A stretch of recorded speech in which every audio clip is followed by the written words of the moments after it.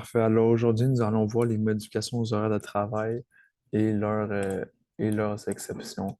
Donc, on prend dans l'onglet tâches, on va dans l'onglet projet, modifier les horaires de travail, semaine de travail, détail. Là, dans le fond, c'est là qu'on va dire, mettons, quel jour nos employés travaillent, quel jour ils ne travaillent pas, puis les jours qu'ils travaillent, de quelle heure à quelle heure ils travaillent. Donc, on va dire qu'ils travaillent de lundi au vendredi, on va cocher la troisième case. Là, mettons qu'ils commencent à travailler à 8 heures le matin, fait qu'on va mettre 8. 8 à midi, puis on va dire qu'ils ont une heure de pause. On va leur donner 13 heures à 16 heures.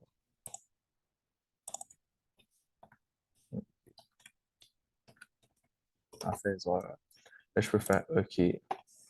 Ensuite, si là, on va dire que samedi, dimanche, je ne travaille pas, j'ai que samedi puis dimanche, définir les jours comme période chômée. Période chômée, ça veut dire qu'ils ne travaillent pas. Là, je clique sur OK. Bon, ça, c'est fait. Maintenant, je vais dans Options. Début par défaut, ça c'est l'heure qu'on commence la journée. On a 8 heures. Date de fin, 16 heures. Puis au total, ça, c'est 7 heures parce que l'heure de dîner ne compte pas comme une heure travaillée. C'est souvent une heure que les employés ne seront pas payés. Si on a 7 heures par jour, du lundi au vendredi, ça donne 35 heures par semaine. Ensuite, pour nouvelles tâches créées, ça va être très important de cocher planifier automatiquement. Ça va sauver beaucoup de travail, puis dans le fond, ça va rendre le travail pas mal plus facile. OK.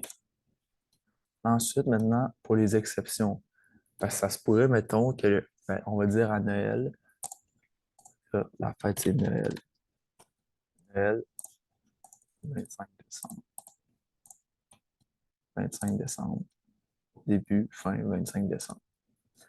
Ça veut dire que là, dans ce cas-ci, c'est un lundi. Mais nous, on avait coché que les lundis, nos employés travaillent de 8 à 4. Puis là, c'est pour ça qu'il faut mettre une exception pour dire qu'à Noël, le 25 décembre, peu importe c'est quoi la journée, nos employés ne travailleront pas.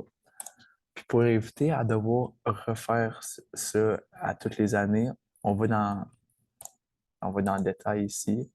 Périodicité, on coche annuel. Parce que c'est comme ça à toutes les années. Mettons qu'on parle pour l'action de grâce.